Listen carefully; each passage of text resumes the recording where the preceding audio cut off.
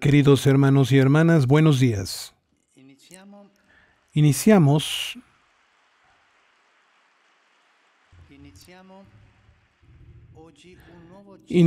hoy un nuevo ciclo de catequesis dedicado a un tema urgente, un tema decisivo para la vida cristiana: la pasión por la evangelización, es decir, el celo apostólico. Se trata de una dimensión vital para la Iglesia. La comunidad de los discípulos de Jesús nace de hecho apostólica, nace misionera, no proselitista. Y esto desde el principio deberíamos distinguirlo. Ser misionero, ser apostólico, evangelizar, no es lo mismo que hacer proselitismo. No tiene nada que ver una cosa con la otra. Se trata de una dimensión vital para la Iglesia. La comunidad de los discípulos de Jesús nace apostólica y misionera. El Espíritu Santo la moldea en salida. La Iglesia en salida, que sale, para que no esté replegada en sí misma, sino que sea extrovertida, testigo contagioso de Jesús. La fe se contagia también, orientada a irradiar su luz hasta los últimos confines de la tierra. Pero puede suceder que el ardor apostólico, el deseo de alcanzar a los demás con el buen anuncio del Evangelio, disminuya, se vuelva tibio. A veces parece eclipsarse. Son cristianos cerrados, no piensan en los demás. Pero cuando la vida cristiana pierde de vista el horizonte de la evangelización, el horizonte del anuncio, se enferma, se encierra en sí misma, se vuelve autorreferencial, se atrofia. Sin celo apostólico, la fe se marchita. La misión, en cambio, es el oxígeno de la vida cristiana. La tonifica, la purifica. Emprendemos entonces un camino al descubrimiento de la pasión evangelizadora, empezando por las Escrituras y la enseñanza de la Iglesia, para obtener de las fuentes el celo apostólico. Después nos acercaremos a algunas fuentes vivas, algunos testimonios que han encendido de nuevo en la Iglesia la pasión por el Evangelio, para que nos ayuden a reavivar el fuego que el Espíritu Santo quiere hacer arder siempre en nosotros. Y hoy quisiera empezar por un episodio evangélico, de alguna manera emblemático. Lo hemos escuchado, la llamada del apóstol Mateo. Y él mismo lo cuenta en su evangelio, en el pasaje que hemos escuchado. Todo empieza por Jesús, el cual ve, dice el texto, a un hombre. Pocos veían a Mateo tal y como era. Lo conocían como aquel que estaba sentado en el banco de los impuestos. De hecho, era un recaudador de impuestos, es decir, uno que recaudaba tributos de parte del Imperio Romano que ocupaba Palestina.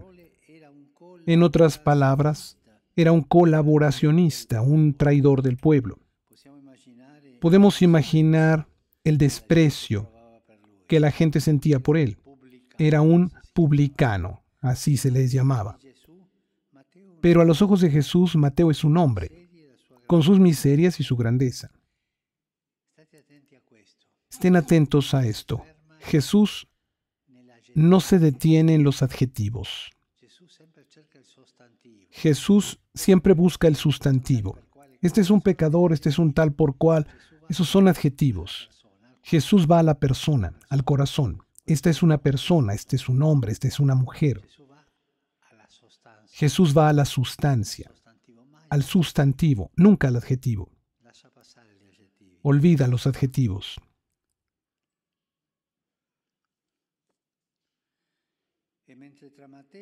Y mientras entre Mateo y su gente hay distancia, porque ellos veían el adjetivo, publicano, Jesús se acerca a él, porque todo hombre es amado por Dios. También este desgraciado, sí, también este desgraciado. Es más, Él ha venido por este desgraciado. Lo dice el Evangelio. Yo he venido por los pecadores, no por los justos. Esta mirada de Jesús, que es hermosa, que ve al otro, sea quien sea, como destinatario de amor, es el inicio de la pasión evangelizadora. Todo parte de esta mirada que aprendemos de Jesús. Podemos preguntarnos, ¿cómo es nuestra mirada hacia los demás? ¿Cuántas veces vemos los defectos y no las necesidades? ¿Cuántas veces etiquetamos a las personas por lo que hacen o lo que piensan? También como cristianos nos decimos, ¿es de los nuestros o no es de los nuestros? Esta no es la mirada de Jesús. Él mira siempre a cada uno con misericordia. Es más, con predilección. Y los cristianos están llamados a ser como Cristo, mirando como Él, especialmente a los así llamados alejados. De hecho, el relato de la llamada de Mateo se concluye con Jesús que dice, no he venido a llamar a los justos, sino a los pecadores. Y si cada uno de nosotros se siente justo, Jesús está lejos.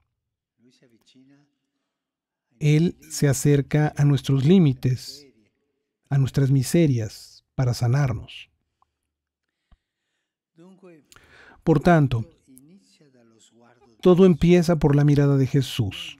Vio a un hombre, Mateo.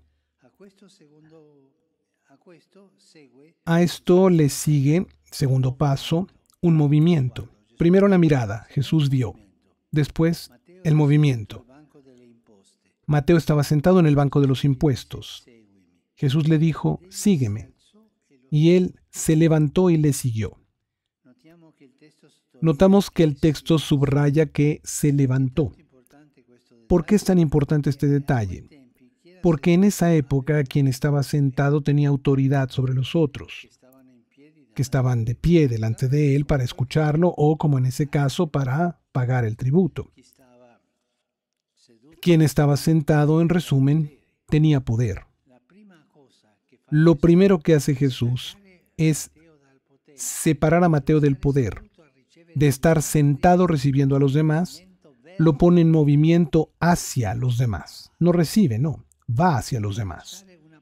Le hace dejar una posición de supremacía para ponerlo a la par con los hermanos y abrirle los horizontes del servicio.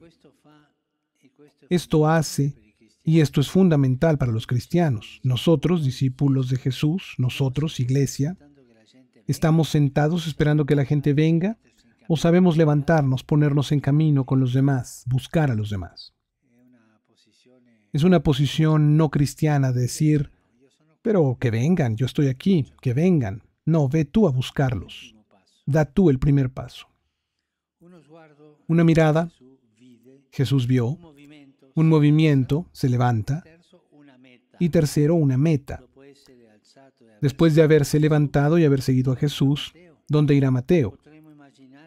Podríamos imaginar que, cambiada la vida de ese hombre, el Maestro lo conduzca hacia nuevos encuentros, nuevas experiencias espirituales. No, o al menos no enseguida. En primer lugar, Jesús va a su casa. Ahí Mateo le prepara un gran banquete en el que participa una multitud numerosa de publicanos, es decir, gente como él. Mateo vuelve a su ambiente, pero vuelve cambiado, y con Jesús. Y su celo apostólico no empieza en un lugar nuevo, puro, un lugar ideal, lejano, sino ahí empieza donde vive, con la gente que conoce. Este es el mensaje para nosotros. No debemos esperar a ser perfectos y haber hecho un largo camino detrás de Jesús para dar testimonio suyo. No, nuestro anuncio empieza hoy, ahí donde vivimos. Y no empieza tratando de convencer a los demás. Convencer no. Dando testimonio cada día de la belleza del amor que nos ha mirado y nos ha levantado. Y será esta belleza, comunicar esta belleza, la que convenza a la gente, no comunicarnos nosotros, sino al mismo Señor. Nosotros somos los que anuncian al Señor. No nos anunciamos a nosotros mismos, ni anunciamos un partido político, una ideología, no. Anunciamos a Jesús. Es necesario poner en contacto a Jesús con la gente, sin convencerlos, sino dejar que el Señor convenza. Como de hecho nos enseñó el Papa Benedicto, la Iglesia no hace proselitismo. Ella se desarrolla más por atracción. No olviden esto. Cuando vean a cristianos que hacen proselitismo, que te hacen una lista de gente para que vayas, estos no son cristianos. Son paganos disfrazados de cristianos, pero el corazón es pagano. La iglesia crece no por proselitismo, crece por atracción. Una vez recuerdo que en un hospital de Buenos Aires se fueron las hermanas que trabajaban allí porque eran pocas y no podían sacar adelante el hospital. Y vino una comunidad de hermanas de Corea. Y llegaron, pensemos en un lunes, por ejemplo, no recuerdo el día. Tomaron posesión de la casa de las hermanas del hospital y el martes bajaron a visitar a los enfermos del hospital. Pero no hablaban una palabra de español, solamente hablaban coreano. Y los enfermos estaban felices, porque comentaban, buenas estas hermanas, buenas, buenas. Pero, ¿qué te ha dicho la hermana? Nada. Pero con la mirada me habló. Comunicaron a Jesús, no a sí mismas. Con la mirada, con los gestos.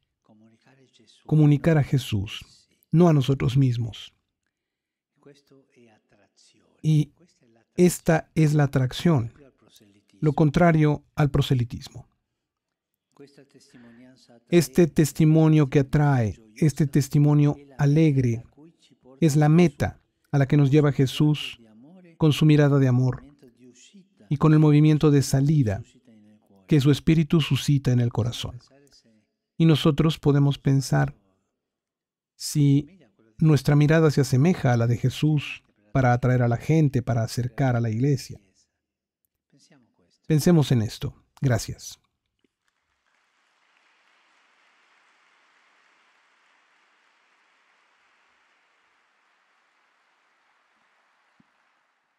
Saludo cordialmente a los peregrinos de lengua española. Veo que hay colombianos, venezolanos, uruguayos, argentinos,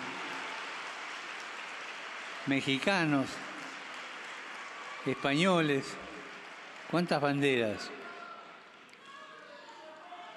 Pidamos a Dios la valentía de Mateo para que también nosotros, al sentir la mirada del Maestro que nos interpela y nos descubre como somos, seamos capaces de alzarnos de nuestra postración y ser sus testigos en nuestra vida cotidiana. Que Jesús los bendiga y la Virgen Santa los cuide. Muchas gracias.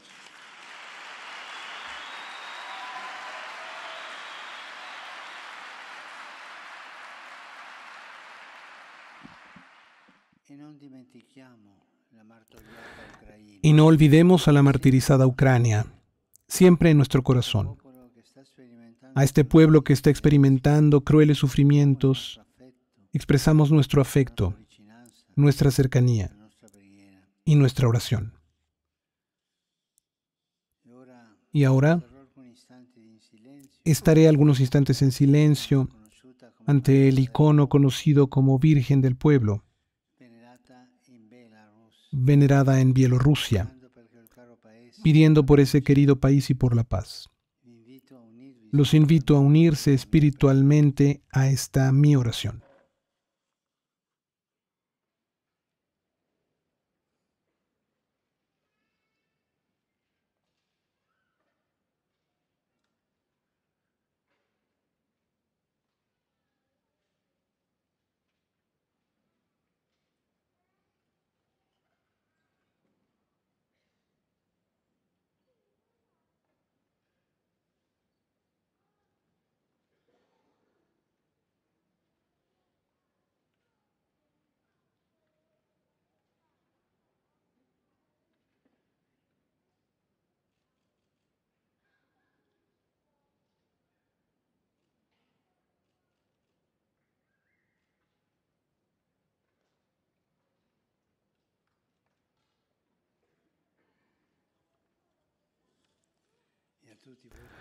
y a todos ustedes mi bendición.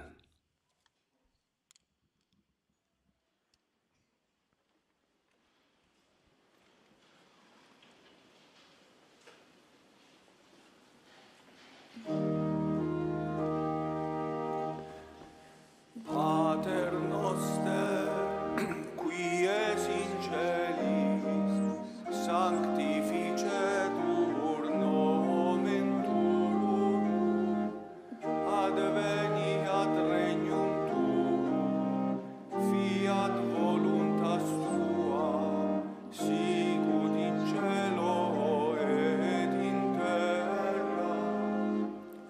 Panem nostrum quotidianum da nobis hodie, et dimitte nobis debita nostra, sicut et nos dimittimus debitoribus nostris, et ne nos inducas in tentationem, sed libera nos a malo. Dominus vobiscum. Sit nomen Domini benedictum. Aiutorium nostrum in nomine Domini.